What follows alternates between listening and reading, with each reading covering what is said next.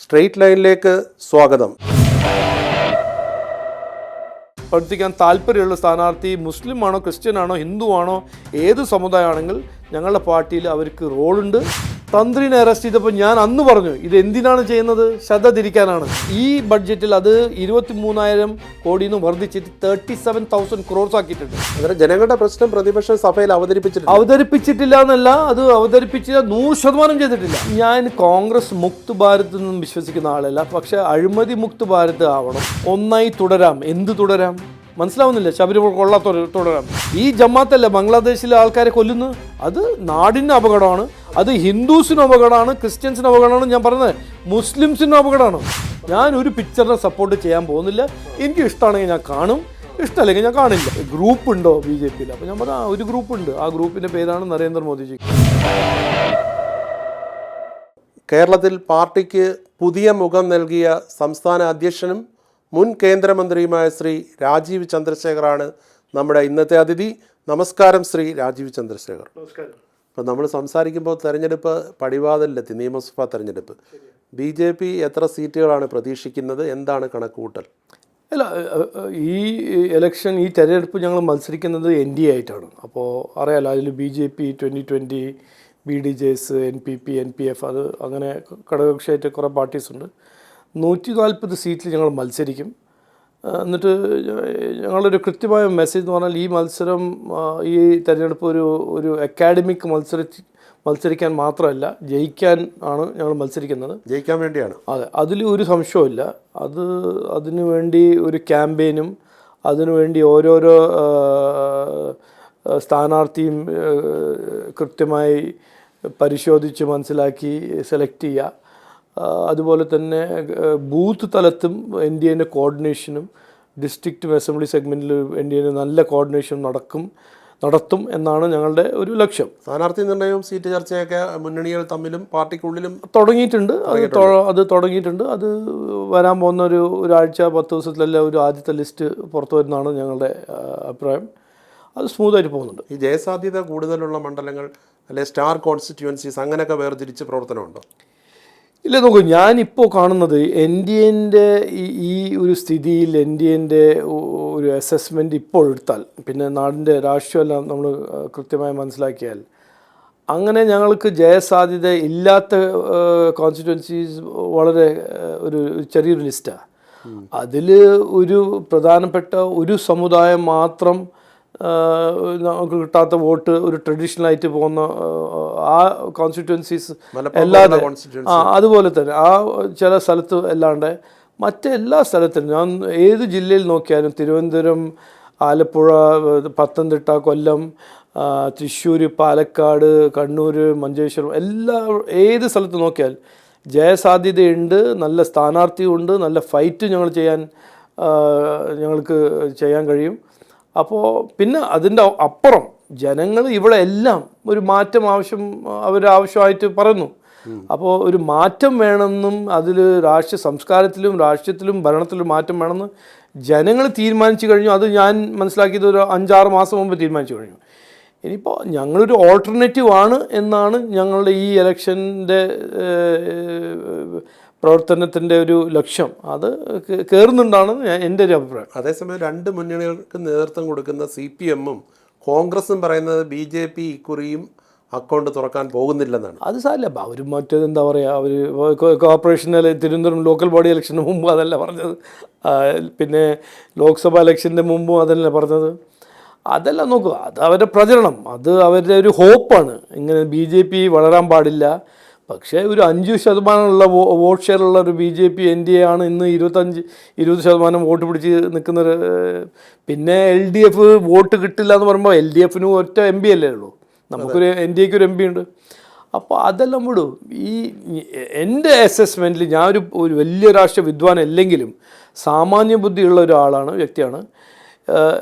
നാടിൻ്റെ ജനങ്ങൾക്കൊരു മാറ്റം വേണമെന്ന് അവർ തീരുമാനിച്ചു. ഇനി കേരളം മാറും എന്നുള്ള അത് ഞങ്ങളുടെ മുദ്രാവാക്യമല്ല, ഞങ്ങൾ മുദ്രാവാക്യമായിട്ട് സ്റ്റാർട്ട് ചെയ്താണെങ്കിലും അത് ജനങ്ങൾ അതാണ് പറയുന്നത്. ഇനി മതിയായി, ഈ ഒരു വിവാദ രാഷ്ട്രീയവും വേണ്ടാത്ത കാര്യങ്ങൾ ജനങ്ങളെ ശ്രദ്ധ തിരിച്ച് പിന്നെ അതിൻ്റെ ഫലം എന്താണ്, ജനങ്ങൾ സഹിക്കാൻ പറ്റാത്ത ഒരു ദ്രോഹവും കഷ്ടങ്ങളെല്ലാം ജനങ്ങൾ തലയിൽ വെച്ച് ഈ രാഷ്ട്രീയക്കാർ ഈ നാടകം ചെയ്യുമ്പോൾ ജനങ്ങൾ തന്നെ തീരുമാനിച്ചു ഞങ്ങൾക്ക് കുറച്ച് വികസനം വേണം, ഞങ്ങളുടെ കുട്ടികൾക്ക് ഒരു നല്ല ഭാവി വേണം, നാടിൻ്റെ സാധ്യത എല്ലാം യാഥാർത്ഥ്യമാക്കാൻ പ്രവർത്തിക്കുന്ന ഒരു ഭരണശൈലി വേണം. അപ്പോൾ അതെല്ലാം ഞങ്ങൾ ചെയ്യാൻ തയ്യാറാണ്, ചെയ്ത് കാണിച്ചിട്ടുമുണ്ട്. നരേന്ദ്രമോദിജിയാണ് ഞങ്ങൾ കൃത്യമായി പറയുന്നത്. അപ്പോൾ ഞങ്ങളുടെ സപ്പോർട്ട്, ഞങ്ങൾക്ക് കിട്ടുന്ന സപ്പോർട്ടിന് കോൺഗ്രസും LDFും കൃത്യമായി മനസ്സിലാക്കിയിട്ടുണ്ട്. അതുകൊണ്ടല്ല അവിടുന്ന് എത്രയോ അവരുടെ തന്നെ പ്രവർത്തകർ, സീനിയർ പ്രവർത്തകർ BJP NDAയിൽ ചേർന്നത്. ഞങ്ങളിപ്പോൾ ജയിക്കാൻ പോകുന്നില്ല എന്ന് അങ്ങനെ ഒരു വ്യക്തത ഉണ്ടെങ്കിൽ ആരാ വരാൻ പോകുന്നത്? ട്രെൻഡ് ഉണ്ട്. അതുകൊണ്ടല്ല 2020 പോലെ ഒരു നല്ല ഒരു ക്രെഡിബിലിറ്റി ഉള്ള പാർട്ടി NDAയിൽ വരുന്നു. അപ്പോൾ നമുക്ക് മാറ്റം തുടങ്ങി. ഇനിയിപ്പോൾ ഈ ഇലക്ഷൻ ആ മാറ്റത്തിൻ്റെ ഒരു വലിയ ഒരു ഇൻഫ്ലക്ഷൻ പോയിൻ്റ് ആവുമെന്നാണ് എൻ്റെ അഭിപ്രായം. അത് ജനങ്ങൾ തീരുമാനിച്ചു കഴിഞ്ഞു, അതാണ് എൻ്റെ ഒരു അഭിപ്രായം. മറുഭാഗത്ത് LDF ഉണ്ട്, UDF ഉണ്ട്. അതെ, ആരാണ് പ്രധാന എതിരാളി? രണ്ടുപേരും ഒരുപോലെ എതിരാളി? അങ്ങനെ ഞാൻ കാണുന്നില്ലല്ലോ. ഓരോരോ സീറ്റിൽ ആൻറ്റി ഇൻകംബൻസിയുള്ള MLA, ചില സീറ്റിൽ LDF ആണ്, ചില സീറ്റ് UDF കാണുന്നുള്ളൂ. അങ്ങനെ കാണുന്നു. പിന്നെ അവർ ഈ രണ്ട് പാർട്ടിയും CPM ആണോ കോൺഗ്രസ് ആണോ, അവരുടെ രാഷ്ട്രീയ ഐഡിയോളജീസ് ഒരു മാറ്റവും ഒരു വ്യത്യാസവും ഇല്ലല്ലോ. ഒരു സാധാരണ മലയാളി ഈ കോൺഗ്രസിന് നോക്കുമ്പോൾ LDFന് നോക്കുമ്പോൾ എന്താണ് വ്യത്യാസം? ഒരു വ്യത്യാസമില്ല. പൊതുവെ BJP ഉയർത്തുന്ന ഒരു സ്ലോഗൻ തന്നെ കോൺഗ്രസ് മുക്ത് ഭാരത് എന്നാണ്. ആ നിലയ്ക്ക് കേരളത്തിൽ UDFന് ഒരു എഡ്ജ് കിട്ടുന്നതിനോട് BJPക്ക് താല്പര്യമുണ്ട്. അല്ല, ഞാൻ കോൺഗ്രസ് മുക്ത് ഭാരത് എന്നും വിശ്വസിക്കുന്ന ആളല്ല. പക്ഷേ അഴിമതി മുക്ത് ഭാരത് ആവണം, തൊഴിലില്ലായ്മ മുക്ത് ഭാരത് ആവണം, വികസനമില്ലായ്മ മുക്ത് ഭാരത് ആവണം, അതുപോലെ തന്നെ അഴിമതി മുക്ത് കേരളമാവണം, തൊഴിലില്ലായ്മ മുക്ത് കേരളമാവണം, വികസനമില്ലായ്മ മുക്ത് കേരളമാവണം. ഈ രണ്ട് LDFും UDFും മുന്നണിയും മാറി മാറി ഭരിച്ചിട്ട് നമ്മുടെ നാടിനെ നശിപ്പിച്ചതല്ലേ. അപ്പോൾ അത് ജനങ്ങൾക്കറിയാം. ഇവിടെ ഇപ്പോൾ നിങ്ങൾ കൃത്യമായി നോക്കിയാൽ LDFും UDFും ചെയ്യുന്നത് എന്താണ്? എങ്ങനെയെങ്കിലും അവരുടെ ട്രാക്ക് റെക്കോർഡിൽ നിന്ന് ജനങ്ങൾ ശ്രദ്ധ തിരിക്കുക. കേരള സ്റ്റോറി 2, പിന്നെ മറ്റ് വേണ്ടാത്ത കാര്യങ്ങളെക്കുറിച്ച് ചർച്ച ചെയ്യുക. 10 കൊല്ലം ഭരിച്ചത് ആരാണ്? നിങ്ങൾ എന്ത് ചെയ്തു? 22 ലക്ഷം കോടി ചിലവാക്കിയ സർക്കാരാണ്. നിങ്ങൾ എന്ത് ചെയ്തു? അതുകൊണ്ട് ജനങ്ങളുടെ പ്രശ്നങ്ങൾ എന്തെങ്കിലും പരിഹരിച്ചോ? അതൊന്നും അതിനെക്കുറിച്ച് ചർച്ച ചെയ്യാൻ ധൈര്യവുമില്ല, താല്പര്യമില്ല, അവർക്ക് കഴിയുമില്ല. അല്ല, ഞാൻ ഈ ചോദ്യം ചോദിക്കാൻ കാരണം എന്ന് പറഞ്ഞാൽ ഈ കോൺഗ്രസ് അധികാരത്തിൽ വരുന്നതിനോട് BJPക്ക് വലിയ താല്പര്യമില്ലെന്നും അതുകൊണ്ട് CPMും BJPയും തമ്മിലൊരു അന്തർധാര ഉണ്ടായേക്കുമെന്നും കോൺഗ്രസ് ഭയക്കുന്നുണ്ട്. ഇതിൽ അത് ഒരു ഭയങ്കര ഫിക്ഷനാണ്. അതിൽ ഒരു തത്വമില്ല. കാരണം ഇന്ത്യ അലയൻസ് മുന്നണിയുടെ ഭാഗമായിട്ട് ഏത് രണ്ട് പാർട്ടീസും, അത് കോൺഗ്രസും ലെഫ്റ്റ് അല്ല. അതൊന്ന്. രണ്ടാമത് ഞാൻ പറയാൻ ആഗ്രഹിക്കുന്നത്, കഴിഞ്ഞ 10 കൊല്ലം പ്രതിപക്ഷ പാർട്ടി ആരായിരുന്നു? കോൺഗ്രസ്. ഈ അസംബ്ലിയിൽ CPMൻ്റെ എതിരെ എന്തെങ്കിലും പറഞ്ഞിട്ടുണ്ടോ? ഈ CPMൻ്റെ ഇക്കണോമിക് മിസ്മാനേജ്മെൻറ്റും അതിനെക്കുറിച്ച് കോൺഗ്രസ് ഒരു വാക്ക് പറഞ്ഞിട്ടില്ല. 10 കൊല്ലം പ്രതിപക്ഷ പാർട്ടിയായ കോൺഗ്രസ് പാർട്ടി എന്ത് ചെയ്തു? ആ ഉത്തരവാദിത്വം, പ്രതിപക്ഷ പാർട്ടി ആയാൽ ഒരു ഉത്തരവാദിത്വമുണ്ട്. റൂളിംഗ് പാർട്ടി ചെയ്യാത്ത കാര്യങ്ങളെക്കുറിച്ച് ജനങ്ങളെ ബോധിപ്പിക്കുക, അവരെ അറിയിപ്പിക്കുക, അസംബ്ലിയിൽ ചർച്ച ചെയ്യുക, ആ ഇഷ്യൂ റേസ് ചെയ്യുക, ഇതൊന്നും ചെയ്തിട്ടില്ല. പ്രതിപക്ഷം അവരുടെ റോള് നിർവഹിച്ചിട്ടില്ല. അത് ഞാനല്ല പറഞ്ഞത്, ഒരു അസാധാരണ മലയാളി ചോദിക്കൂ. പിന്നെ എന്താണ് 10 കൊല്ലം കഴിഞ്ഞിട്ട് ഇന്ന് ആരോഗ്യ മേഖലയിലെ ഈ തകർച്ച കാണുന്നത്? വിദ്യാഭ്യാസം 75% സ്കൂള് അൺസേഫ് ആണെന്ന് പറഞ്ഞു നടക്കുന്ന വിദ്യാഭ്യാസ മന്ത്രിനെ കുറിച്ച് എന്താണ് കോൺഗ്രസ് ഒന്നും പറയാത്ത അസംബ്ലിയിൽ? 10 കൊല്ലം പ്രതിപക്ഷ പാർട്ടി ആയിരുന്നല്ലോ. വിദ്യാഭ്യാസം ഒരു പ്രധാനപ്പെട്ട ഇഷ്യൂ അല്ലേ? കുട്ടികളെ ബാധിക്കുന്ന ഇഷ്യൂ അല്ലേ? ആരോഗ്യം കുട്ടികളെ ബാധിക്കുന്ന ഇഷ്യൂ, ആൾക്കാരെ ബാധിക്കുന്ന ഇഷ്യൂ, ജനങ്ങളെ ബാധിക്കുന്ന. പിന്നെ കർഷകരുടെ ഇഷ്യൂ എന്തെങ്കിലും പറഞ്ഞിട്ടുണ്ടോ? പിന്നെ തീരദേശത്ത് മത്സ്യത്തൊഴിലാളികളുടെ ഇഷ്യൂസ് ഒന്നും ഞാനെല്ലാം വായിച്ചു നോക്കിയില്ല. അവരുടെ പ്രൊസീഡിങ്സ് എല്ലാം ഒരു ഇഷ്യൂ ജനങ്ങളുടെ പ്രശ്നം പ്രതിപക്ഷം സഭയിൽ അവതരിപ്പിച്ചിട്ടില്ല എന്നല്ല, അത് അവതരിപ്പിച്ചില്ല 100% ചെയ്തിട്ടില്ല. കാരണം അവർ ഇന്ത്യ അലയൻസിൻ്റെ ഭാഗമായിട്ട് ഇവരെ സപ്പോർട്ട് ചെയ്യുന്ന പാർട്ടിയായിരുന്നു. ഇലക്ഷൻ വരുമ്പോൾ മാത്രമേ ഉള്ളൂ. ഇലക്ഷൻ വരുമ്പോൾ ആണ് ഇവരെ ഈ നാടകം. പിന്നെ ഇതുവരെ ഒരു രീതിയായിരുന്നല്ലോ, ഒരു മെത്തഡായിരുന്നല്ലോ. 5 കൊല്ലം CPM ഭരിച്ച് മോശമായി ഭരിച്ചാൽ ശരി, ഒരു ഓപ്ഷൻ കോൺഗ്രസ്സിന് കിട്ടും. എന്നിട്ട് അവർ 5 കൊല്ലം ഭരിക്കും, പിന്നെ CPM. ആദ്യമായിട്ടാണല്ലോ 26 ജനങ്ങളുടെ മുമ്പിൽ ഒരു വയബിൾ ഒരു ഓൾട്ടർനേറ്റ് ആയിട്ട് വരുന്നത് NDA. അത് ക്രെഡിബിലിറ്റി ഉണ്ട്, ലീഡർഷിപ്പ് ഉണ്ട്. പിന്നെ 11 കൊല്ലം NDAൻ്റെ ഭരണശൈലിയും ഭരണത്തിൻ്റെ ഗുണങ്ങളും ജനങ്ങൾക്ക് കിട്ടിയിട്ടുണ്ട്. പക്ഷേ ഭരണ തുടർച്ചയാണ് CPM മുന്നോട്ട് വയ്ക്കുന്നത്. അതെ, അതല്ലേ ഞാൻ പറഞ്ഞത്. ഇതൊരു ഇതെന്താണ് ഞാൻ പറഞ്ഞൊരു കോമഡി അല്ലേ? ഈ ശബരിമല കൊള്ള കഴിഞ്ഞ് ആരോഗ്യ മേഖലയൊക്കെ തകർന്ന് കിടക്കുന്നു, വിദ്യാഭ്യാസ മേഖല തകർന്ന് കിടക്കുന്നു, ഏറ്റവും കൂടുതൽ വിലക്കയറ്റം, ഏറ്റവും കൂടുതൽ തൊഴിലില്ലായ്മയാണ് 10 കൊല്ലം തന്നിരിക്കുന്നത്. എന്നിട്ട് പറഞ്ഞത് ഒന്നായി തുടരാം. എന്ത് തുടരാം? മനസ്സിലാവുന്നില്ല. ശബരിമല കൊള്ള തുടരാമെന്നോ, തൊഴിലില്ലായ്മ തുടരാമെന്നോ, വിലക്കയറ്റം തുടരാമെന്നോ? ഇതെല്ലാം ഞാൻ പറയാം, ഒരു നല്ല പബ്ലിസിറ്റി ഏജൻസീനെ, PR ഏജൻസീനെ കൊണ്ടുവരിക, അത് സർക്കാർ കാശ് കൊടുക്കുക, ആശാ വർക്കേഴ്സിന് കൊടുക്കാൻ കാശില്ല, ശമ്പളം കൊടുക്കാൻ കാശില്ല, പലിശ കൊടുക്കാൻ കാശില്ല, പിന്നെ പ്രോജക്റ്റിൽ ഇൻവെസ്റ്റ് ചെയ്യാൻ കാശില്ല, പക്ഷേ PR ഏജൻസിക്ക് കാശുണ്ട്. അതേസമയം BJP തന്നെ പറയുന്നുണ്ട് UDF വന്നാൽ ജമാഅത്ത് ഇസ്ലാമി ലീഗ് ഭരണമായിരിക്കുമെന്ന്. അത് 100%. ഇത് ഞങ്ങൾ പറയേണ്ട ആവശ്യമില്ല. സാധാരണ മലയാളി ഒരു കേരളീയനോട് ചോദിക്കൂ, കോൺഗ്രസ് പാർട്ടിനെ ഇന്ന് കൺട്രോൾ ചെയ്യുന്ന ആരാണ്? അല്ല, ഇന്നലെ ഞങ്ങൾ ഇന്ത്യ AI സമ്മിറ്റിൽ അവരുടെ നാടകം കണ്ടല്ലോ. ഇത് രാഷ്ട്രീയമാണോ? ഉടുപ്പൂരി പ്രതിഷേധിച്ചു യൂത്ത് കോൺഗ്രസ്. അല്ല, എന്നാണ് അവർ പറയുന്നത്? ഒരു ഗ്ലോബൽ സമ്മിറ്റ്, ഇന്ത്യനെ കുറിച്ച് ഇന്ത്യൻ യുവാക്കളുടെ കേപ്പബിലിറ്റീസ് എല്ലാം ഷോക്കേസ് ചെയ്യുന്ന ഒരു സമ്മിറ്റിൽ കോൺഗ്രസ് പോയി നാടകം ചെയ്യുമ്പോൾ, നാടകമല്ല, ഒരു വഷളാക്കുക, നാണക്കേടെന്ന് പറഞ്ഞാൽ ഇന്ത്യനെ ചെറുതായി കാണിക്കാൻ ഒരു ശ്രമം. അപ്പോൾ കോൺഗ്രസ് പാർട്ടീൻ്റെ പിന്നിൽ ആരാണ്? കോൺഗ്രസ് പാർട്ടീനെ അവരുടെ ഐഡിയോളജിക്കലി കൺട്രോൾ ചെയ്യുന്നത് ആരാണെന്ന് ഇന്ന് ചോദിച്ചാൽ, ആരോട് ചോദിച്ചാൽ, അത് കോൺഗ്രസ്സുകാരോട് ചോദിച്ചാൽ മതി, കോൺഗ്രസ്സിൽ നിന്ന് വരുന്ന ആൾക്കാരോട് ചോദിച്ചാൽ മതി. അവർ പറയും അല്ല, അവരെ കൺട്രോൾ ചെയ്യുന്നത് ജമാഅത്തിൻ്റെ കാശാണ്, മുസ്ലിം ലീഗിൻ്റെ കാശാണ്. പ്രതിപക്ഷം തള്ളി പറയുന്നുമില്ല. അല്ല, അതല്ല പറഞ്ഞത്. ഇപ്പോൾ എന്താണ് അവരുടെ ജമാഅത്തിനെ കുറിച്ച് അവരുടെ ഡിഫൻസ്? ജമാഅത്ത് അങ്ങനത്തെ പഴയ ജമാഅത്തല്ല. അതെവിടെ സർട്ടിഫിക്കറ്റ് കൊടുത്തിരുന്നു? അല്ല, പണ്ട് CPM-ന്റെ നിന്നതല്ലേന്ന് ചോദിക്കുന്നു. അല്ല, അതുകൊണ്ട് ഞാൻ പറഞ്ഞത് ജമാഅത്ത് മാറി ഒരു ജമാഅത്താണെന്ന് ആര് പറഞ്ഞു? കോൺഗ്രസ് പാർട്ടി പറഞ്ഞു. അതെവിടെയാണ്? അതിൻ്റെ സർട്ടിഫിക്കറ്റ് ആര് കൊടുത്തു? ഈ ജമാഅത്തല്ല ബംഗ്ലാദേശിലെ ആൾക്കാരെ കൊല്ലുന്നു.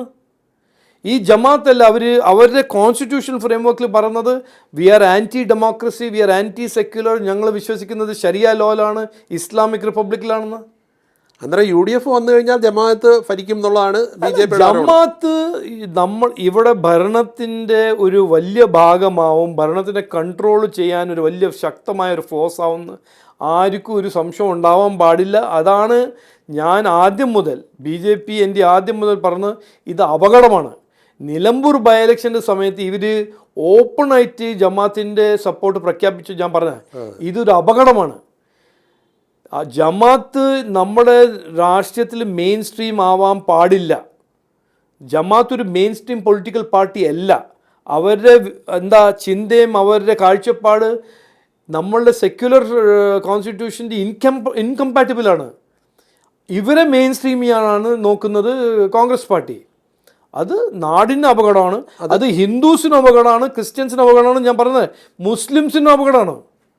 അവർ വരാൻ പാടില്ല, നമ്മുടെ നാട് കൺട്രോൾ ചെയ്യാൻ പാടില്ല. അവർ തീവ്രവാദം മുന്നോട്ട് വയ്ക്കുന്നു. തീവ്രവാദം മാത്രമല്ല, ഞാൻ പറഞ്ഞ പോലെ അവരുടെ ഒരു കാഴ്ചപ്പാടും നമ്മളുടെ ഒരു ജനാധിപത്യ സംവിധാനവും നമ്മുടെ ഭരണഘടനയും അവരുടെ കാഴ്ചപ്പാടും ഇൻകമ്പാറ്റബിളാണ്. മനസ്സിലായില്ലേ? അത് നടക്കില്ല. ഇത് ചോക്കും ചീസ് പോലെയാ, വെള്ളവും എണ്ണ പോലെയാണ്, ഇൻകമ്പാറ്റബിൾ ആണ്. ആ നിലയ്ക്ക് ഇപ്പം കഴിഞ്ഞ ദിവസം കാന്തപുരം അബൂബക്കർ മുസ്ലിയാർ ഡൽഹിയിലെത്തി പ്രധാനമന്ത്രി നരേന്ദ്രമോദിജിയെ കാണുകയുണ്ട്. അത് ആ ഒരു നീക്കം എന്താണ് അതിൻ്റെ? അല്ല, അതിൽ ഒരു നീക്കമില്ലല്ലോ. ഞങ്ങൾ ആദ്യം മുതൽ പറഞ്ഞത് എന്താ, നരേന്ദ്രമോദി ആദ്യം മുതൽ പറയുന്നത് എന്താ, ഹിന്ദിയിൽ അദ്ദേഹം പറയും സബ്കാ സാത്ത് സബ്കാ വികാസ്. ഈ ഇന്ത്യ എല്ലാവരുടെ ഇന്ത്യയാണ്. ഞങ്ങൾ എന്താ ഇവിടെ പറയുന്നത്, വികസിത കേരളം, എല്ലാവരുടെ ഒപ്പം എല്ലാവർക്കും വേണ്ടി. ഞങ്ങൾ അങ്ങനെ ഒരു മതത്തിൻ്റെ എതിരെയോ ഒരു വിശ്വാസത്തിൻ്റെ എതിരെയല്ല, എല്ലാവരെയും ബഹുമാനിക്കും. പക്ഷേ നാടിൻ്റെ എതിരെ ആരെങ്കിലും എന്തെങ്കിലും ചെയ്താൽ അവർ പിന്നിൽ ഞങ്ങൾ ഉണ്ടാവും. BJP അല്ലെങ്കിൽ NDA മുന്നണിയിൽ മുസ്ലിം സ്ഥാനാർത്ഥികളുണ്ടാകും. ഞങ്ങൾ നാഷണൽ വൈസ് പ്രസിഡന്റ് മുസ്ലിമാണ്. ലോക്സഭയിൽ എത്ര മുസ്ലിം കാൻഡിഡേറ്റ് ഉണ്ടായിരുന്നു? നമ്മുടെ അബ്ദുൽ സലാംജി ലോക്സഭയിൽ മത്സരിച്ചല്ലേ? കേരളത്തിലുണ്ടാവും ഇത് പക്ഷേ ഞങ്ങൾ ഈ ടോക്കണിസമിൽ വിശ്വസിക്കുന്നില്ല.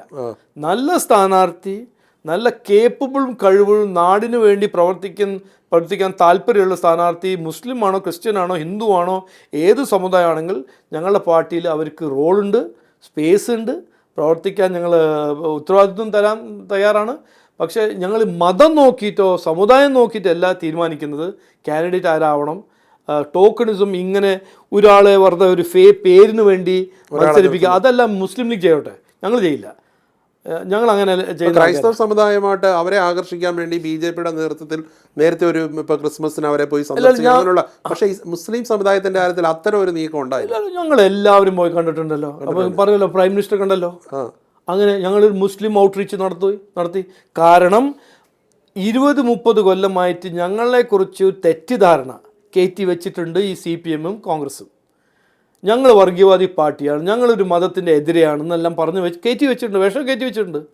അപ്പോൾ ഞങ്ങൾ ഇതാണ് സത്യം, ഇതാണ് BJP, ഇതാണ് NDA. ഇപ്പോൾ NDAയിൽ എത്ര ക്രിസ്ത്യൻ പാർട്ടീസ് ഉണ്ട്? National people's party, national farmers party, 2020, ഇവരെല്ലാം പിന്നെ അവരെല്ലാം അവർക്കൊന്നും മനസ്സിലാക്കാൻ കഴിയില്ലേ? ഞാൻ ഇന്ന് ഒരു പരിപാടിയിൽ പറഞ്ഞതാണ്, ഈ നാടിനെ ഇതുവരെ നശിപ്പിച്ചിരിക്കുന്നത് ഈ മാർക്സിസമും ഒരു ഫേക്ക് മതേതരത്വമാണ്, ഈ ഫേക്ക് സെക്യുലറിസം. ഈ നറേറ്റീവ് കൊണ്ട് ജനങ്ങളെ വിഡ്ഢിയാക്കി വെച്ചിരിക്കുന്നത് കഴിഞ്ഞ 30 കൊല്ലം കോൺഗ്രസ് പാർട്ടിയും CPM-ആണ്. ഇതാണ് സത്യം. കൃത്യമായി വികസനത്തെക്കുറിച്ച് ചർച്ച ചെയ്യാൻ ഇന്നും ഞാൻ വെല്ലുവിളിയായിട്ട് ചാലഞ്ച് ചെയ്യുന്നത്, വെറുതെ ഈ ബൈറ്റ് കൊടുത്ത് ഓടരുത്. നിങ്ങൾക്ക് എന്താണെങ്കിലും ധൈര്യമായിട്ട് ഞങ്ങളൊപ്പം ഡിബേറ്റ് ചെയ്യുകയാണെങ്കിൽ, ധൈര്യം ഉണ്ടെങ്കിൽ ഇത് വന്ന് ഡിബേറ്റ് ചെയ്യാം. അത് വികസനത്തിനെ കുറിച്ചാണോ, സെക്യുലറിസമിനെ കുറിച്ചാണോ, പിന്നെ സമുദായത്തിൻ്റെ സമൂഹത്തിൻ്റെ നന്മയും സമാധാനവും സെക്യുലറിസത്തിനെ കുറിച്ച് ഡിബേറ്റ് ചെയ്യണമെങ്കിൽ അതും ചെയ്യാം. അല്ല, ഈ വികസനത്തെക്കുറിച്ച് BJP ഇപ്പം നിരന്തരം പറയുന്നുണ്ട്. അന്നേരം ഈ സമരമുഖത്ത് നിന്ന് BJP പൊതുവെ മാറിയോ? ഇപ്പം തന്നെ പ്രതിപക്ഷമാണ് പല സമരത്തിൻ്റെ മുന്നിൽ നിൽക്കുന്നത്. അല്ല, സമരം എന്ന് പറഞ്ഞാൽ ഈ വയലന്റ് സമരവും പോലീസിനെ പോയി അടികൊള്ളുക, പോലീസിനെ പോയി തല്ലുക, അതുകൊണ്ട് എന്ത് നടക്കും? ഇതെല്ലാം ഒരു പഴയ കാലത്തെ ഒരു പഴയ രീതിയാണ്. ഒരു എന്താ പറയുക, ഒരു ഞങ്ങളത് ചെയ്യുന്നില്ല എന്ന് പറയുന്നില്ല, അത് ചെയ്യുന്നുണ്ട്, പ്രൊട്ടസ്റ്റ് ചെയ്യുന്നുണ്ട്. പക്ഷെ ഞങ്ങൾ വയലൻസിൽ വിശ്വസിക്കുന്ന പാർട്ടിയല്ല. ഞങ്ങൾക്ക് പറയേണ്ടത് ഞങ്ങൾ പറയും, അത് കൃത്യമായി പറയും. ഞങ്ങളുടെ പൊസിഷൻ, ഞങ്ങളുടെ നിലപാട് ഒരു ഇഷ്യൂവിൽ എന്താണ്, ശബരിമലയെ കുറിച്ച് ഇന്നിപ്പോൾ നോക്കുമ്പോൾ ഞങ്ങൾ പറഞ്ഞതാണ് സത്യമായി ശരിക്കും പുറത്തു വരുന്നത്. ഞങ്ങൾ ഒക്ടോബർ 3-ാം തീയതി എന്ത് പറഞ്ഞു? ഇവരെ ഇത് ഒളിക്കാൻ ശ്രമിക്കും, ഇത് സ്ലിപ്പപ്പാണ്, വീഴ്ചയാണെന്ന് പറഞ്ഞത് മുഖ്യമന്ത്രിയാണ്. എന്തുകൊണ്ട് പറഞ്ഞു അദ്ദേഹം? ഇത് കവറപ്പ് ചെയ്യാനാണ്. SIT അദ്ദേഹത്തിൻ്റെ പോലീസ് ഡിപ്പാർട്ട്മെൻറ്റിൻ്റെ SIT ആണ്. തന്ത്രിനെ അറസ്റ്റ് ചെയ്തപ്പോൾ ഞാൻ അന്ന് പറഞ്ഞു, ഇത് എന്തിനാണ് ചെയ്യുന്നത്? ശ്രദ്ധ തിരിക്കാനാണ്. വന്നല്ലോ, പിന്നെ എങ്ങനെ അറസ്റ്റ് ചെയ്തത്? അപ്പോൾ ഈ ഒരു രാഷ്ട്രീയം ഉണ്ടല്ലോ, ജനങ്ങളെ വിഡ്ഢിയാക്കുക, ജനങ്ങളെ ശ്രദ്ധ തിരിക്കുക. ഏറ്റവും പ്രധാനപ്പെട്ട ഇഷ്യൂ എന്താണ് ജനങ്ങൾ അവസരം തരുന്നത്, എന്തിനാണ് ജനങ്ങൾ വോട്ട് കൊടുക്കുന്നത്? ഭരിക്കാനും വികസനം കൊണ്ടുപോകാനും അവരുടെ പ്രശ്നങ്ങൾ പരിഹരിക്കുക, അവരുടെ ജീവിതത്തിൽ വ്യത്യാസം കൊണ്ടുപോകാൻ. ഇതൊന്നും ചർച്ച ചെയ്യാൻ ആരും തയ്യാറല്ല. മറ്റെല്ലാം ചർച്ച ചെയ്യാൻ തയ്യാറാണ്. അപ്പോൾ താങ്കൾ പ്രധാനമന്ത്രി നരേന്ദ്രമോദിജിയുമായിട്ട് വളരെ അടുത്ത ബന്ധം പുലർത്തുന്ന ഒരു നേതാവ് കൂടിയാണ്. പക്ഷേ കഴിഞ്ഞ കേന്ദ്ര ബജറ്റിൽ കേരളത്തിന് ആമയും തേങ്ങയും മാത്രമേ കിട്ടിയുള്ളൂ എന്നുള്ള വലിയ വിമർശനം ഉണ്ടായിരുന്നു. അല്ല, അതൊരു പ്രചരണമാണ്. അതിൽ കേന്ദ്ര ബജറ്റിൽ കേരളത്തിന് വേണ്ടി എത്രയോ കിട്ടിയിട്ടുണ്ട്. ഒരു ഉദാഹരണമായിട്ട് ഞാൻ പറയാം, കിട്ടിയില്ല. അല്ല അത് അപ്പോൾ അതിൽ വന്ദേ ഭാരതും പറഞ്ഞിട്ടില്ലല്ലോ, ബഡ്ജറ്റിൽ വന്ദേ ഭാരത് പറഞ്ഞില്ലല്ലോ, പക്ഷെ വന്ദേ ഭാരത് കിട്ടിയല്ലോ. അതെല്ലാം വെറുതെ ജനങ്ങളെ വിഡ്ഢിയാക്കുന്ന ഒരു അവഗണന ഉണ്ടോ കേരളത്തോട്? കേരളത്തോട് ഒരു അവഗണന ഉണ്ടോ? അങ്ങനെയൊന്നുമില്ല. നോക്ക് ഒരു സ്റ്റേറ്റിൻ്റെ അപ്പോൾ നോക്ക്, ഞാനൊരു ഉദാഹരണമായിട്ട് പറയാം. തമിഴ്നാട്ടിൽ BJP സർക്കാരാണോ? എല്ലാവരും അവിടെ എങ്ങനെയാണ് അതിവേഗം ട്രെയിൻ പോകുന്നത്? അവിടെ എങ്ങനെയാണ് ഈ കോസ്റ്റൽ ഗ്രോയിൻസ് എല്ലാം ഉണ്ടാക്കുന്നത് കടലാക്രമണത്തിനെതിരെ? കാരണം ഡെവലപ്മെൻ്റ് എന്ന് പറഞ്ഞാൽ സ്റ്റേറ്റും സെൻറ്ററും ഒരു പാർട്ട്ണർഷിപ്പാണ്. സെൻറ്റർ ഒരു പ്രോജക്റ്റ് തന്നാൽ അതിൻ്റെ 30% കാശ് സ്റ്റേറ്റ് പിന്നെ ഇൻവെസ്റ്റ് ചെയ്തിട്ടാണ് പ്രോജക്റ്റ് നടപ്പിലാക്കേണ്ടത്. പക്ഷേ ഇവിടെ കാശില്ല. ആ കാശില്ലായ്മയെ കുറിച്ച് പറയാൻ, കാശ് ഇല്ലാന്ന് പറയുന്ന കേന്ദ്രം അർഹതപ്പെട്ട വിഹിതങ്ങൾ വെട്ടി കുറയ്ക്കുന്നു എന്നാണ് അവരാരോപിക്കുന്നത്. അല്ലല്ല, അത് ഓക്കെ, ആരോപിക്കട്ടെ. പക്ഷേ ഇന്ന് 100 രൂപ ഒരു ബഡ്ജറ്റിൽ റവന്യൂ ഈ സ്റ്റേറ്റിൽ വരുമ്പോൾ 92 രൂപ പോകുന്നത് എന്തിലേക്കാണ് പോകുന്നത്? നിങ്ങൾ അത് വായിച്ചു നോക്കൂ. അത് പലിശ, കടം റീപേയ്മെൻറ്റും ക്ഷേമ പദ്ധതിയും. അപ്പോൾ 92 രൂപയാണ് നിങ്ങൾ കമ്മിറ്റഡ് എക്സ്പെൻഡിച്ചർ, പിന്നെ 8 രൂപയാണ് ഇൻവെസ്റ്റ്മെൻറ്റ്. അതുകൊണ്ടല്ലേ എന്തുകൊണ്ട് ഞാൻ ജൽജീവൻ മിഷൻ മിനിസ്റ്ററായിരുന്നു. ഈ കുടിവെള്ളത്തിന് വേണ്ടി 100% അഡ്വാൻസ് കൊടുത്ത കാശ് ഈ സ്റ്റേറ്റിന് കൊടുത്തു. എന്നിട്ട് എന്താണ് ഇന്നും 32 ലക്ഷം വീട്ടിൽ കുടിവെള്ളമില്ലാത്ത? ഉത്തർപ്രദേശിലായി, മഹാരാഷ്ട്രയിലായി, ഛത്തീസ്ഗഡിലായി, മധ്യപ്രദേശിലായി. അതായത് കേന്ദ്ര പദ്ധതികൾ വേണ്ട രീതിയിൽ വിനിയോഗിക്കുന്നില്ല. അതൊന്ന്. അതിൻ്റെ ഒപ്പം ഇവിടുത്തെ ഇക്കണോമിക് മോഡൽ തകർന്നു കിടക്കുകയാണ്. സ്റ്റേറ്റിന് കാശില്ല, കടം വാങ്ങാണ്ട് ജീവിക്കാൻ പറ്റാത്തൊരു സ്ഥിതിയായിരിക്കുന്നു സ്റ്റേറ്റിൽ. ഞാനിതിൽ ഇംഗ്ലീഷ് വാക്ക് ഉപയോഗിച്ചത് ഇതൊരു പോൺജി സ്കീമാണ്. ഇവിടെ കാശ് എന്തെങ്കിലും വേണമെങ്കിൽ ഇവിടുന്ന് എടുക്കണം, അപ്പോൾ ഇത് തകർന്നു പോകും. അവിടുന്ന് കാശ് എടുത്തിട്ട് മറ്റൊടുത്ത് കൊടുത്താൽ ഇത് തകർന്നു പോകും. അതുകൊണ്ടല്ലേ ഇന്നിപ്പോൾ ആരോഗ്യ മേഖലയിൽ മരുന്ന് വാങ്ങാൻ കാശില്ല. ആരോഗ്യ മേഖലയിൽ വലിയ വലിയ പ്രശ്നങ്ങൾ, വലിയ പ്രശ്നങ്ങൾ. അത് എന്തുകൊണ്ടാണ്? അണ്ടർ ഇൻവെസ്റ്റ്മെന്റ് ആണ്. പൊതുവേ ഉള്ള ഒരു വിമർശനം, കേരളത്തിന് അർഹതപ്പെട്ട ആനുകൂല്യങ്ങൾ മേടിച്ചെടുക്കാൻ കേരളത്തിലെ BJP ഘടകം വേണ്ട രീതിയിലുള്ള സമ്മർദ്ദം ചെലുത്തുന്നില്ലെന്നാണ്. ഇതൊരു നുണയാണെന്ന് ഞാൻ പറഞ്ഞ ഒരു പച്ചക്കള്ളമാണ്. ഇവര് സുപ്രീം കോർട്ട് പോയില്ലേ, സ്റ്റേറ്റ് ഗവൺമെന്റ് പോയില്ലേ, സംസ്ഥാന ഗവൺമെന്റ് പോയില്ലേ, ഞങ്ങൾക്ക് കാശ് വേണം, ഞാൻ കാശ് വേണം എന്നാണ് സുപ്രീം കോർട്ട് പറഞ്ഞത്. അങ്ങനെ ആരെങ്കിലും ഒരു അവകാശം തരുന്നില്ലെങ്കിൽ സുപ്രീം കോർട്ട് പോയിട്ട് എന്താണ് സുപ്രീം കോർട്ട് പറഞ്ഞത്? ശരി, നിങ്ങൾക്ക് കുറച്ച് കടം വാങ്ങാൻ കുറച്ചും കൂടി ഒരു ലെവറേജ് തരാം. അല്ല, പരിധി തന്നെ വെട്ടി കുറച്ചെന്നാലും ഇടയ്ക്ക്. ഈ ബഡ്ജറ്റിൽ 24,000 കോടിയായിരുന്നു അൺടൈഡ് ഗ്രാൻസ് പെർ ഇയർ. ഇന്ന് ഈ ബഡ്ജറ്റിൽ അത് 23,000 കോടിയിൽ നിന്ന് വർദ്ധിച്ചിട്ട് 37,000 crores ആക്കിയിട്ടുണ്ട്. അതിനെക്കുറിച്ചൊന്നും പറയുന്നില്ലല്ലോ. അന്നേരം കേരളത്തോട് യാതൊരു അവഗണനയും ഇല്ലെന്നാണ് താങ്കൾ പറയുന്നത്. അത് സാധിക്കില്ല. ഇത് നരേന്ദ്രമോദിജിൻ്റെ സർക്കാരാണ്. തമിഴ്നാട്ടിൽ നിന്നും അതേപോലെ തന്നെ കർണാടകയിൽ കോൺഗ്രസ് ആണ്, ഇവിടെ CPM ആണ്. എല്ലാവർക്കും ഒരേ സമാനമായി അവരുടെ എന്താണ് 15th ഫൈനാൻസ് കമ്മീഷൻ തീരുമാനിച്ച അവരുടെ അവകാശങ്ങൾ അവർക്ക് കിട്ടുന്നു. പക്ഷേ ഉപയോഗിക്കുന്നത് എങ്ങനെയാണ്? അതാണ് പ്രശ്നം. ഇവിടെ 1.5 ലക്ഷം കോടി കടമായിരുന്നു 2014, ഇന്നിപ്പോൾ 6 ലക്ഷം കോടിയായി. കടം ഒരു ഇഷ്യൂ അല്ല, പക്ഷെ ആ കടം ഉപയോഗിച്ചിട്ട് എന്തിനു വേണ്ടിയിട്ട് ഉപയോഗിച്ചു? അത് ഫലപ്രദമായി വിനിയോഗിച്ചില്ല. ഉപയോഗിച്ചില്ല. അവരിങ്ങനെ കടം എന്തിനു വേണ്ടിയിട്ട് ഉപയോഗിച്ചെന്ന് ഇന്നെന്ന് എനിക്കറിയില്ല. 22 ലക്ഷം കോടിയാണ് ചിലവാക്കിയത് 10 കൊല്ലത്തിൽ. ബഡ്ജറ്റ്, ഓരോരോ ബഡ്ജറ്റ് കണക്കായി. ഇത് എവിടെ പോയി?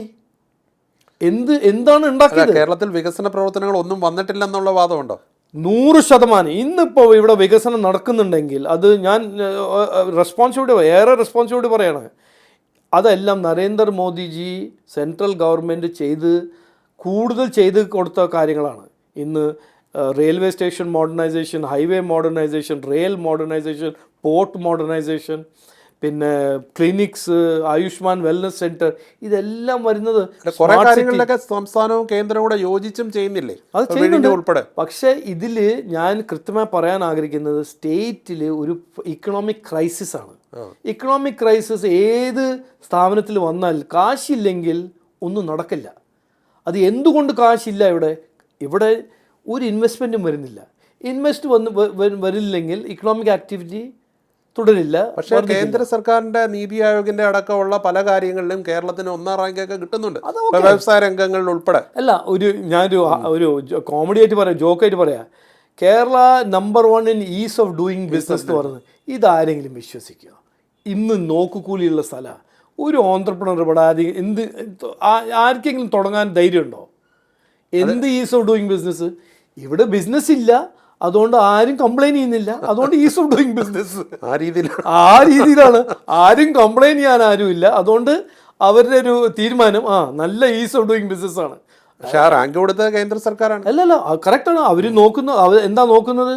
കംപ്ലയിൻസ് എത്ര ഉണ്ട്, എത്ര ആപ്ലിക്കേഷൻ ഫയൽ ചെയ്തു, എത്ര ആൾക്കാർ കംപ്ലയിൻറ്റ് ചെയ്തു. ഇവിടെ ഒരാളെ ആപ്ലിക്കേഷൻ കൊടുക്കുന്നു, ഒരാളെ കംപ്ലയിൻറ്റ് ചെയ്യുന്നില്ല. മറ്റൊരു കാര്യം, ഇപ്പൊ കേരള സ്റ്റോറി എന്ന് പറയുന്ന ആ സിനിമ കേരളത്തെ അപകീർത്തിപ്പെടുത്തുന്നതാണെന്നൊരു പൊതു വിമർശനമുണ്ട്. എന്നിട്ടും പക്ഷെ BJP ആ സിനിമയെ സപ്പോർട്ട് ചെയ്യുന്നത് എന്താ? ഞാൻ സപ്പോർട്ട് ചെയ്യുന്നില്ല. ഞാൻ ഒരു പിക്ചറിനെ സപ്പോർട്ട് ചെയ്യാൻ പോകുന്നില്ല. എനിക്ക് ഇഷ്ടമാണെങ്കിൽ ഞാൻ കാണും, ഇഷ്ടമല്ലെങ്കിൽ ഞാൻ കാണില്ല. ഞാൻ അങ്ങനെ ഒരു പിക്ചറിനെ എൻഡോസ് ചെയ്യാനും പോകുന്നില്ല. ഞങ്ങളുടെ പാർട്ടിയുടെ അത് രീതിയല്ല. സിനിമ കാണണോ കാണണം നിങ്ങൾ തീരുമാനിച്ചോളൂ. സിനിമ ഉണ്ടാക്കേണ്ടത് എല്ലാവരും അവകാശമാണ്. ഒരു ഡയറക്ടറിന് സിനിമ ഉണ്ടാക്കാൻ അയാളുടെ അവകാശം. കാശുണ്ട്, ക്രിയേറ്റിവിറ്റി ഉണ്ട്. അത് നമ്മൾ ആർട്ടിക്കിൾ 19 പ്രകാരം ലോ ഒന്നും വയലേറ്റ് ചെയ്യുന്നെങ്കിൽ ആൾ മൂവി ഉണ്ടാക്കട്ടെ. അത് നിരോധിക്കേണ്ട കാര്യമില്ല. ഇല്ല നിങ്ങൾക്ക് കാണണ്ട. ഞാൻ എമ്പുരാൻ എന്നോട് പറഞ്ഞില്ല, എമ്പുരാൻ BJP-ന്റെ എതിരെയാണ്. ഞാൻ പറഞ്ഞു ഓക്കെ, ഞാൻ കാണുന്നില്ല, നിങ്ങൾ കാണുമെങ്കിൽ കണ്ടോളൂ. ഹാലെന്ന് പറഞ്ഞ പിക്ചർ വന്നു, ചിലർ പറഞ്ഞു അത് ആൻറ്റി ഇതാണ്, ആൻറ്റി അതാണ്. ഞാൻ പറഞ്ഞു നിങ്ങൾ കാണണമെങ്കിൽ കാണണ്ട, നിങ്ങൾക്ക് കാണണമെങ്കിൽ കണ്ടോളൂ. നോക്കണേ, ഈ ഭരണഘടനയെ ചർച്ച ചെയ്യുമ്പോൾ ഇത് സെലക്റ്റീവായിട്ട് ചെയ്യാൻ പാടില്ല. മനസ്സിലായില്ലേ? ഭരണഘടന കയ്യിലും വീശി ഓടി നടക്കുമ്പോൾ ഭരണഘടന ഒരു ലിവിങ് ബ്രീതിങ് ഡോക്യുമെന്റ് ആണ്. എല്ലാ കാര്യത്തിലും അത് ബാധകമാണ്. അതെ, അത് നിങ്ങളുടെ ഐഡിയോളജീനെ ബാധിക്കുമ്പോൾ ഭരണഘടന യൂസ് ചെയ്യുക, ഞങ്ങളുടെ ഐഡിയോളജി ബാധിക്കുമ്പോൾ ഭരണഘടന വേണ്ട, അതൊന്നും നടക്കില്ല. ഇപ്പൊ കഴിഞ്ഞ തദ്ദേശ തെരഞ്ഞെടുപ്പിൽ തിരുവനന്തപുരം കോർപ്പറേഷൻ BJP പിടിച്ചെടുത്തു CPM-ൽ നിന്ന്. അത് ദേശീയ തലത്തിൽ തന്നെ ശ്രദ്ധേയമായ ഒരു വിജയമായിരുന്നു. അതിന്റെ യഥാർത്ഥത്തിൽ അതിന്റെ ക്രെഡിറ്റ് താങ്കൾക്ക് അവകാശപ്പെട്ടാണ്. പുതിയ നേതൃത്വം വന്ന ശേഷമാണ് ഇത്രയും വലിയൊരു വിജയം ഉണ്ടായത്. എനിക്ക് ഞാൻ അങ്ങനെ ക്രെഡിറ്റ് എടുക്കില്ല. അത് എൻ്റെ ക്രെഡിറ്റ് അല്ല. കാരണം ഈ പാർട്ടീൻ്റെ ഡെവലപ്മെൻറ്റ് കുറച്ച് കൊല്ലമായിട്ട് ഡെവലപ്പ് ചെയ്യുന്ന പാർട്ടിയാണ്. ഒരു പോയിന്റ് എത്തിയിട്ടുണ്ട് പാർട്ടി. ജനങ്ങളുടെ മനസ്സിൽ ഈ പാർട്ടി ക്രെഡിബിൾ പാർട്ടിയാണ്, നരേന്ദ്രമോദിജിയുടെ പാർട്ടിയാണ്, അവർക്കൊരു അവസരം കൊടുക്കണം എന്ന് ജനങ്ങൾ തീരുമാനിച്ചു. അത് 30 ഗ്രാമപഞ്ചായത്തിൽ തീരുമാനിച്ചു, തിരുപ്പൂണിത്തുറ മുനിസിപ്പാലിറ്റി തീരുമാനിച്ചു, പാലക്കാട് മുനിസിപ്പാലിറ്റി തീരുമാനിച്ചു, തിരുവനന്തപുരം കോർപ്പറേഷൻ തീരുമാനിച്ചു. പിന്നെ നമ്മളെ കൗൺസിലർമാരും നമ്മളെ വാർഡ് മെമ്പേഴ്സ് എല്ലാം ആത്മാർത്ഥമായി പ്രവർത്തിക്കുന്നവരാണ്. ജനങ്ങളുടെ പ്രശ്നങ്ങൾക്ക് വേണ്ടി അവർ ഉണ്ട് എന്ന് ജനങ്ങൾക്കറിയാം. അതുകൊണ്ട് ഞങ്ങൾക്കൊരു അവസരം കിട്ടി. ഇനി പ്രതീക്ഷിച്ച പോലെ ഒരു വിജയം കേരളത്തിൽ ഒട്ടാകെ കിട്ടിയായിരുന്നു. അല്ല, എനിക്ക് അതൊരു കുറച്ചൊരു വാശിയായിരുന്നു. കാരണം ഞാൻ തിരുവനന്തപുരം ലോക്സഭയിൽ മത്സരിച്ചാണല്ലോ. എന്നിട്ട് അതിൽ ഞാൻ തോൽക്കാനല്ലല്ലോ വന്നത്, ഞാൻ ജയിക്കണം എന്ന് എനിക്കൊരു ആഗ്രഹം ഉണ്ടായിരുന്നു. ചെറിയൊരു വ്യത്യാസത്തിലാണ്. അതെ, എന്നാലും എനിക്ക് ഒരു പ്രതീക്ഷ ഉണ്ടായിരുന്നു ഞാൻ ജയിക്കുമെന്ന്. അത് ജയിച്ചില്ല. അതുകൊണ്ട് തിരുവനന്തപുരം കോർപ്പറേഷൻ കുറച്ച് കൂടുതൽ ഞാൻ സമയം കൊടുത്തു, പ്രവർത്തിച്ചു. താങ്കൾ നിർദ്ദേശിച്ച ആള് തന്നെയാണോ മേയറായ? അല്ല, അങ്ങനെ നോക്കൂ, അങ്ങനെയൊക്കെ വലിയ വിവാദം ആ സമയത്ത് ഞങ്ങളുടെ കൗൺസിൽ 50 കൗൺസിലർമാരിൽ മിനിമം ഒരു 20 കൗൺസിലർമാരുണ്ട് മേയറാവാൻ കഴിവുള്ള കൗൺസിലർമാർ. അത് ഷീലേഖുമായിരുന്നു, രാജേഷുമായിരുന്നു, അങ്ങനെ എത്രയോ കൗൺസിലർമാരുണ്ട്, വനിതകളുണ്ട്, മഹിളകളുണ്ട്. അപ്പോൾ ഞങ്ങളുടെ ടീം, ഞങ്ങളുടെ കഴിവ്, ഞങ്ങളുടെ കേപ്പബിലിറ്റി, സിൻസിയറിറ്റി എല്ലാം ഒരു ആളോ 2 ആളൊന്നുമല്ല, കുറേ ആൾക്കാരുണ്ട്. വലിയ ടീമാണ്. അപ്പോൾ അതിന്ന് രാജേഷിന് ഒരു അവസരം കിട്ടി. അത് രാജേഷിനൊരു പെർഫോം ചെയ്യാൻ ഒരു അവസരം കിട്ടി. മറ്റവർക്ക് കിട്ടിയില്ല. മറ്റവർക്ക് മറ്റേ തരത്തിൽ പെർഫോം ചെയ്യാൻ അവസരം കിട്ടും. അതിനുശേഷം അവരുടേതായിട്ട് വന്ന ചില പ്രസ്താവനകളും ഒക്കെ അവരെന്തോ അവഗണിക്കപ്പെടുന്നു എന്നുള്ളൊരു തോന്നലുണ്ടായിട്ടുണ്ട്. അവരിനിയും നിയമസഭയിൽ മത്സരിക്കാൻ ഷീലേഖാജീനെ കുറിച്ചല്ല പറഞ്ഞത്. ഷീലേഖാജീൻ്റെ ഒപ്പം എനിക്ക് ആദ്യം മുതൽ നല്ല ഒരു റെസ്പെക്ട്ഫുൾ റിലേഷൻഷിപ്പാണ്. ഇതെല്ലാം ഞാൻ മാധ്യമ സുഹൃത്തുക്കളെല്ലാം പറയുമ്പോൾ ഞാൻ നല്ല കമ്മ്യൂണിക്കേഷൻ ഉണ്ടായിരുന്നു. അങ്ങനെ എനിക്കൊരു ഫീലിംഗ് ഒന്നും കിട്ടിയില്ല. ഒന്നും അങ്ങനെ അവർ നിയമസഭയിലേക്ക് മത്സരിക്കാൻ സാധ്യതയുണ്ടോ? പ്രസിഡന്റിനോട് അങ്ങ് നിയമത്ത് മത്സരിക്കാൻ തീരുമാനിക്കുന്നു എന്ന് നേരത്തെ പറഞ്ഞായിരുന്നു. കഴിഞ്ഞ പ്രസിഡന്റ് പക്ഷേ 2 മണ്ഡലത്തിൽ മത്സരിച്ചു. ഒരു മണ്ഡലത്തിലെ മത്സരിക്കത്തുള്ളൂ. അല്ല, ഞാൻ ഒരു മത്സരം എനിക്ക് അങ്ങനെയൊന്നും 2 മണ്ഡലം മത്സരിക്കാൻ താല്പര്യമൊന്നുമില്ല. അത് ചെയ്യാനും പാടില്ല. അത് എൻ്റെ KS എൻ്റെ ഫ്രണ്ടാണ്, എൻ്റെ ക്ലോസ് സുഹൃത്തുമാണ്. അത് KS തന്നെ അറിയാം. അതൊരു വലിയ മിസ്റ്റേക്കായി. കാരണം അല്ലെങ്കിൽ മഞ്ചേശ്വരം ജയിച്ചായിരുന്നു, 2 കയറി, അല്ലെങ്കിൽ പത്തനംതിട്ട ജയിച്ചായിരുന്നു ഒരു. അപ്പോൾ ഇതൊന്നും നടക്കില്ല. പിന്നെ ഇതൊരു ചെറിയ ഡിസ്റ്റൻസ് ഒന്നും അല്ലല്ലോ മഞ്ചേശ്വരം, അതൊന്നും നടക്കില്ല. ഇന്ന് ജനങ്ങൾ ആവശ്യപ്പെടുന്നത് ഒരു ഡെഡിക്കേറ്റഡ് അവിടെ ഇരുന്ന് പ്രവർത്തിക്കുന്ന ഒരു MLA അല്ലെങ്കിൽ കൗൺസിലർ അല്ലെങ്കിൽ മേയർ. അതാണ് ജനങ്ങളുടെ ആവശ്യം. അങ്ങനെയാണ് ഞങ്ങളെല്ലാം മത്സരിക്കാൻ പോകുന്നത്. ഇപ്പോൾ ഈ തെരഞ്ഞെടുപ്പിൽ, കേരളത്തിൽ നിയമസഭാ തെരഞ്ഞെടുപ്പിൽ ജനങ്ങൾ എന്തുകൊണ്ട് BJPക്ക് വോട്ട് ചെയ്യണം? അതിൽ ഒരു ഒറ്റ വാക്കിലല്ല, ഒരു സെൻറ്റൻസിൽ പറയണമെങ്കിൽ ഇതുവരെ മാറി ഭരിച്ച LDFും UDFും എന്ത് ചെയ്തു എന്ത് ചെയ്തില്ല എന്ന് ജനങ്ങൾക്ക് കൃത്യമായി മനസ്സിലായിട്ടുണ്ട്. അതുപോലെ തന്നെ അതേസമയം ജനങ്ങൾ BJP NDAക്ക് ഒരു അവസരം കൊടുത്തപ്പോൾ, നരേന്ദ്രമോദിജിക്ക് അവസരം കൊടുത്തപ്പോൾ ഇന്ത്യനെ എവിടുന്ന് എങ്ങോട്ട് കൊണ്ടുപോയി. ആ മാറ്റം കേരളത്തിലും കൊണ്ടുവരണം എന്ന് ജനങ്ങൾ ആഗ്രഹിക്കുന്നു. അത് ഞങ്ങൾ കൊണ്ടുവരാൻ ഞങ്ങൾക്ക് താല്പര്യമുണ്ട്, കഴിവുണ്ടെന്ന് ഞങ്ങൾ മുമ്പോട്ട് വെച്ച് പറയുന്നു. ഈ മാറാത്ത കേരളം മാറണം, വികസനമില്ലാത്ത കേരളം ഇനി വികസിത കേരളം ആവണം എന്നാണ് ഞങ്ങൾ മുമ്പോട്ട് വയ്ക്കുന്നത്. ഇപ്പം തന്നെ ഈ പല പാർട്ടികളിൽ നിന്നുള്ള നേതാക്കന്മാർ നമ്മൾ സംസാരിക്കുന്ന ദിവസം തന്നെ കഴിഞ്ഞ തവണ കൊട്ടാരക്കര ബാലഗോപാലിനെതിരെ മത്സരിച്ച കോൺഗ്രസ് സ്ഥാനാർത്ഥി ഇന്ന് എനിക്ക് തോന്നുന്നു BJP ചേർന്നു. അന്നേരം ഇങ്ങനെയുള്ള ആൾക്കാർ വരുമ്പം അവർക്കൊക്കെ സീറ്റ് കൊടുക്കേണ്ടി വരില്ലേ? അന്നേരം മറ്റ് വർഷങ്ങളായിട്ട് പ്രവർത്തിക്കപ്പെടുന്ന പ്രവർത്തകർ അവഗണിക്കപ്പെടും. നോക്കൂ, ഇത് ഞങ്ങളുടെ മുന്നണി ഈ ഇലക്ഷൻ ജയിക്കാനാണ് മത്സരിക്കുന്നത്. അപ്പോൾ പ്രവർത്തകർക്ക് അറിയാം ഇത് ജയിക്കാനാണ് ഈ മത്സരം. അപ്പോൾ ജയിക്കാൻ സാധ്യത ആരാണെങ്കിലും, ഞാനിപ്പോൾ ഇവിടെ സ്റ്റേറ്റ് പ്രസിഡൻ്റായത് ഇവിടെ കുറേ കൊല്ലമായിട്ട് പ്രവർത്തിച്ച ആളല്ലല്ലോ. ഞാനിപ്പോൾ ഒരു ലോക്സഭയിൽ മത്സരിച്ചു, പിന്നെ എനിക്കൊരു അവസരം കിട്ടി. അപ്പോൾ അത് ഒരു ക്രൈറ്റീരിയനാണ്. ലോയൽറ്റി, പാർട്ടിയിൽ എത്ര കൊല്ലമായി ആത്മാർത്ഥമായി പ്രവർത്തിച്ചു, അതൊരു ക്രൈറ്റീരിയനാണ്. അതിൻ്റെ അപ്പുറമല്ല, അതിൻ്റെ ഒപ്പം വിന്നബിലിറ്റി ഒരു ക്രൈറ്റീരിയ. അത് നോക്കിയിട്ട് സ്ഥാനാർത്ഥി നിർണ്ണയം. താങ്കൾ പ്രസിഡന്റ് ആയ ശേഷം BJPക്ക് ഒരു ന്യൂ ഫേസ് എന്നുള്ളൊരു ഫീല് വന്നിട്ടുണ്ട്. പണ്ട് ഒരുപാട് ഇൻഡിസിപ്ലിൻ അല്ല ഗ്രൂപ്പ് എന്നൊക്കെ പറഞ്ഞ് വലിയ ചർച്ചയുണ്ട്. എപ്പോഴും പറയാറുണ്ട് കേരളത്തിൽ BJPയുടെ സാധ്യത പ്രയോജനപ്പെടാതെ പോകുന്നത് ഈ വിഭാഗീയതയാണ്, ആൾക്കാർ തമ്മിലുള്ള. അത് അവസാനിപ്പിക്കാൻ കഴിഞ്ഞോ? അല്ല, ഞാൻ ആ വിഭാഗീയത കണ്ടിട്ടില്ല. എൻ്റെ ഫ്രാങ്കായിട്ട് പറയാം, ഞാൻ ഇവിടെ ലോക്സഭ മത്സരിക്കാൻ വന്നപ്പോൾ അത് മാർച്ച് 2024 മുതൽ ഇവിടെ പ്രവർത്തിക്കുന്ന ആളാണ്. ഞാൻ ഇതുവരെ കണ്ടിട്ടില്ല. പിന്നെ ചിലവർ ഈ നമ്മളെ ഇന്നർ പാർട്ടി ഡെമോക്രസി, എല്ലാവർക്കും അഭിപ്രായമുണ്ട്, എല്ലാവർക്കും സംസാരിക്കാൻ അവകാശമുണ്ട്, അത് കണ്ടിട്ട് ഗ്രൂപ്പിസമാണെന്ന് അവർ തീരുമാനിക്കുന്നു. പക്ഷേ ഞാൻ അങ്ങനെയല്ല കാണുന്നത്. ഞങ്ങളുടെ പാർട്ടിയിൽ ഫോർ എക്സാമ്പിൾ, ഞാനിപ്പോൾ സ്റ്റേറ്റ് പ്രസിഡൻ്റ് ആണെങ്കിലും ഞങ്ങളുടെ പാർട്ടിയിൽ മുതിർന്ന നേതാവുമാരുണ്ട്. മുരളീധരൻജിയുണ്ട്, സുരേന്ദ്രനുണ്ട്, കൃഷ്ണദാസ് ചേട്ടനുണ്ട്, കുമ്മനരാജ് ചേട്ടനുണ്ട്. എല്ലാവരും അഭിപ്രായം എടുക്കുക, എല്ലാവരുടെ എക്സ്പീരിയൻസ് ഒരുമിച്ച് കൂട്ടിയിട്ടാണല്ലോ ഒരു പാർട്ടി സക്സസ്ഫുൾ ആവുന്നത്. അപ്പോൾ അതിൽ ഞാൻ ഇതുവരെ ആ ഒരു വിഭാഗീയത എന്ന് പറഞ്ഞ ആ ഫിനോമിനൻ തന്നെ കണ്ടിട്ടില്ല. എന്നോട് ഒരു നിലമ്പൂർ ബൈ ഇലക്ഷനിലാണ് തോന്നുന്നു, എനിക്ക് ആരും എന്നോട് ആദ്യമായി ചോദിച്ചത് ഗ്രൂപ്പ് ഉണ്ടോ BJPയിൽ. അപ്പോൾ ഞാൻ പറഞ്ഞു ഒരു ഗ്രൂപ്പുണ്ട്, ആ ഗ്രൂപ്പിൻ്റെ പേരാണ് നരേന്ദ്രമോദിജി ഗ്രൂപ്പ്. എല്ലാവരും ആ ഗ്രൂപ്പിലാണ് എല്ലാവരും. പക്ഷേ ഇപ്പോൾ കഴിഞ്ഞ തെരഞ്ഞെടുപ്പിൽ, ലോക്സഭാ തെരഞ്ഞെടുപ്പിൽ തൃശ്ശൂരിൽ നിന്ന് സുരേഷ് ഗോപി വിജയിച്ചപ്പം UDF പറഞ്ഞു CPM വോട്ട് മറിച്ചു കൊടുത്തെന്ന്, CPM പറഞ്ഞു കോൺഗ്രസ് വോട്ട് മറിച്ചു കൊടുത്തെന്ന്.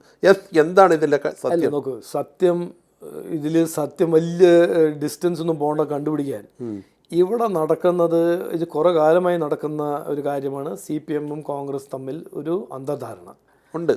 അത് 100%. ഞങ്ങളെ തോൽപ്പിക്കാൻ എൻ്റെ ലോക്സഭാ ഇലക്ഷനിൽ നിങ്ങൾ CPIൻ്റെ വോട്ട് തന്നെ നോക്കൂ. എന്താണ് CPIൻ്റെ വോട്ട് ഇങ്ങനെ കമ്മിയായത്? കോൺഗ്രസിനെ ജയിപ്പിക്കാൻ 100% ഞാൻ പറഞ്ഞൊരു അറ്റ്ലീസ്റ്റ് 40,000 വോട്ട് അവർ ട്രാൻസ്ഫർ ചെയ്ത് കൊടുത്തിട്ടുണ്ട്. ഈ ലോക്കൽ ബോഡി ഇലക്ഷനിൽ, കൊടുങ്ങല്ലൂർ ഇലക്ഷൻ നോക്കും, ഞങ്ങൾ 40% വോട്ട് പിടിച്ച NDA. എന്നിട്ടും അവിടെ on block Congress vote transfer ചെയ്തത് LDFനാണ്. ഇത് പരിശോധിച്ചാൽ മതി, പഠിച്ചാൽ മതി. ഈ താങ്കൾ ഈ പറയുന്ന കാര്യം ഇപ്പം BJP ജയിക്കും, ഇപ്പം ലോക്സഭയിൽ BJP ജയിക്കും എന്നുള്ളൊരു ഘട്ടം വരുമ്പോൾ ഇവർ രണ്ടുപേരോട് ഒരുമിച്ച് അങ്ങ് വോട്ട് ചെയ്യും. പക്ഷേ നിയമസഭയിൽ അതെങ്ങനെ സംഭവിക്കും? അതാണ് അത് ഇവിടെ നടക്കില്ല എന്നാണ് എൻ്റെ അഭിപ്രായം. എനിക്ക് ഒരു കോൺഫിഡൻസ്. കാരണം കോൺഗ്രസ് CPMനെ അങ്ങനെ സംരക്ഷിക്കാൻ പോയാൽ പിന്നെ CPM ജയിക്കും. പിന്നെ കോൺഗ്രസ് എന്താ ചെയ്യാൻ പോകുന്നത്? ഇവിടുത്തെ കുത്തിയിരിക്കാൻ പോയേ. അതൊന്നും ശക്തമായ ത്രികോണ മത്സരമായിരിക്കും. ഈ ഇലക്ഷൻ ഒരു ശക്തമായ ത്രികോണ മത്സരമായിരിക്കും. കുറേ കോൺസ്റ്റിറ്റ്യുവൻസിയിൽ, കുറേ കോൺസ്റ്റിറ്റ്യുവൻസിയിൽ ഡയറക്റ്റ് 2-way ഫൈറ്റ് ആയിരിക്കും. ഒരു തേർഡ് പാർട്ടി ഉണ്ടാവും. ചില സ്ഥലത്ത് ഫോർ എക്സാമ്പിൾ LDFും NDAൻ്റെ മത്സരമായിരിക്കും. ചില സ്ഥലത്ത് LDFും UDFൻ്റെ ആയിരിക്കും.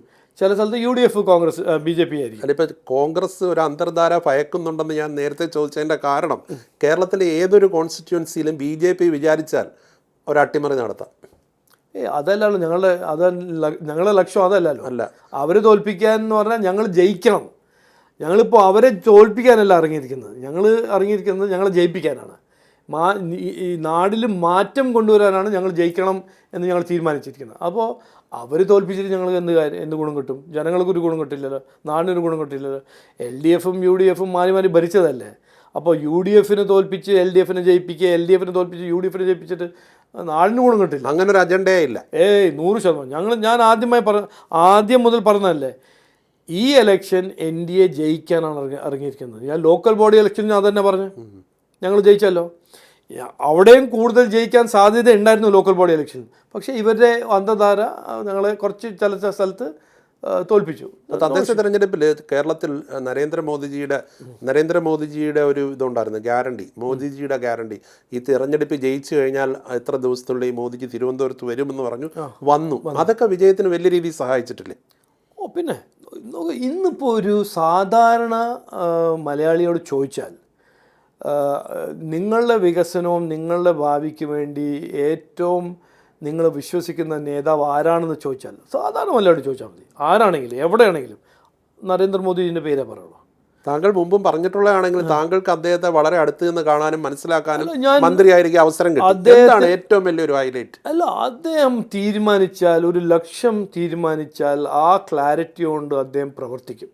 അത് 24 മണിക്കൂറും 365 ദിവസം ആ ലക്ഷ്യം പിടിക്കാൻ അദ്ദേഹം അതിനു വേണ്ടി അധ്വാനിക്കും. ആ അധ്വാനത്തിൻ്റെ ഒരു ഈത്തോസാണ് ഞങ്ങളെല്ലാവരും പഠിച്ചിരുന്നത്.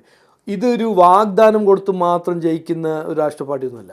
വാഗ്ദാനം കൊടുക്കും, ഒരു മാനിഫെസ്റ്റോ മുമ്പോട്ട് വയ്ക്കും, ഒരു കാഴ്ചപ്പാട് ഞങ്ങൾ എക്സ്പ്ലെയിൻ ചെയ്യും, ഈ വികസനത്തിൻ്റെ ഒരു സന്ദേശം വീട് വീട് പോയിട്ട് സംസാരിക്കും. എന്നിട്ട് ഞങ്ങൾക്കൊരു അവസരം കിട്ടിയാൽ, ഇപ്പോൾ തിരുവനന്തപുരം ബഡ്ജറ്റ് നിങ്ങൾ നോക്കിക്കോളൂ, ഞങ്ങൾ തിരുവനന്തപുരത്തിന് മാറ്റാൻ പോവുക. പ്രകടമായ മാറ്റം ഉണ്ടാവും. മാറ്റം മാത്രമല്ല, ഒരു ഏറ്റവും നന്നായി ഭരിക്കുന്ന ഒരു നഗരമായിട്ട് ഞങ്ങൾ മാറ്റും. അത് BJP NDA മാറ്റും. അപ്പോൾ ഞങ്ങൾക്കൊരു അവസരം കിട്ടിയാൽ ഇന്ത്യ മാറ്റിയ പോലെ തന്നെ കേരളത്തിനെ മാറ്റാൻ ഞങ്ങൾക്ക് ആഗ്രഹമുണ്ട്. കേരളം പിടിക്കാൻ BJP തയ്യാറായിരിക്കുകയാണ്. കേരളം പിടിക്കാനും കേരളത്തിനെ മാറ്റാനും കേരളത്തിന് നല്ല ഭാവി സൃഷ്ടിക്കാനാണ് NDA ഇലക്ഷനിൽ ഇറങ്ങിയിരിക്കുന്നത്. അത് മത്സരിക്കും, ജയിക്കും എന്നാണ് ഞങ്ങളുടെ വിശ്വാസം. അപ്പോൾ താങ്കൾ ആദ്യം പ്രസിഡൻ്റായി വന്ന സമയത്ത് ചില നേതാക്കൾ, മറുപക്ഷത്തുള്ള നേതാക്കൾ പറഞ്ഞു താങ്കൾക്ക് കേരള രാഷ്ട്രീയം അറിയില്ല, താങ്കൾക്ക് മലയാളം സംസാരിക്കാൻ അറിയില്ല, അങ്ങനെ ഒരാളാണ് പ്രസിഡൻ്റായി വന്നത്. അതെല്ലാം മാറിയല്ലേ അല്ലേ? അല്ല, കേരളം രാഷ്ട്രീയം ഞാൻ അവിടുന്നല്ലല്ലോ പഠിക്കേണ്ടത്. UDFിന് LDFിന് പഠിക്കാൻ എനിക്ക് താല്പര്യമില്ല. എനിക്ക് പഠിക്കേണ്ടത് നരേന്ദ്രമോദിജി ഞാൻ പഠിച്ചിട്ടുണ്ട്, എത്ര കൊല്ലമായിട്ട് അദ്ദേഹത്തിൽ നിന്ന് പഠിച്ചിട്ടുണ്ട്. ഞങ്ങളുടെ രാഷ്ട്രീയം ഭയങ്കര സിമ്പിളാണ്, വികസനം. അല്ല, താങ്കൾ പറഞ്ഞിരുന്നു എനിക്ക് മലയാളം സംസാരിക്കാനും അറിയാം, മുട്ട് മടക്കി കുത്താൻ. അതല്ല, എനിക്കറിയാം. നോക്കി, അതാണോ ക്വാളിഫിക്കേഷൻ? ജനങ്ങൾക്ക് ആവശ്യം എന്താണ്? എൻ്റെ മലയാളം പോയിട്രി ടാലൻ്റ് ആണോ, പുസ്തകം എഴുതുന്ന സ്കില്ലാണോ? അതൊന്നുമല്ലല്ലോ. ഞാൻ അവർക്ക് വേണ്ടി പ്രവർത്തിക്കുമോ, അവർക്ക് വേണ്ടി ആത്മാർത്ഥമായി അവരുടെ പ്രശ്നങ്ങൾ പരിഹരിക്കാൻ ഞാൻ ശ്രമിക്കുമോ? അതല്ല അവരുടെ ആവശ്യം. അതിനുവേണ്ടി ഞാൻ 100% അല്ല 1000% കമ്മിറ്റഡ് ആണ്. ചെറിയ കാര്യങ്ങളിലാണ് ഇവിടെ വലിയ വിവാദങ്ങളുണ്ട്. അതെ, ഇവിടെ വിവാദ രാഷ്ട്രീയം നമ്മൾ മാറ്റിവെച്ച് വികസന രാഷ്ട്രീയം കൊണ്ടുവരണം. ഈ ഇലക്ഷൻ പ്രധാനപ്പെട്ട ഒരു ഇലക്ഷനാണ്, നിർണായകമായ ഇലക്ഷനാണ്.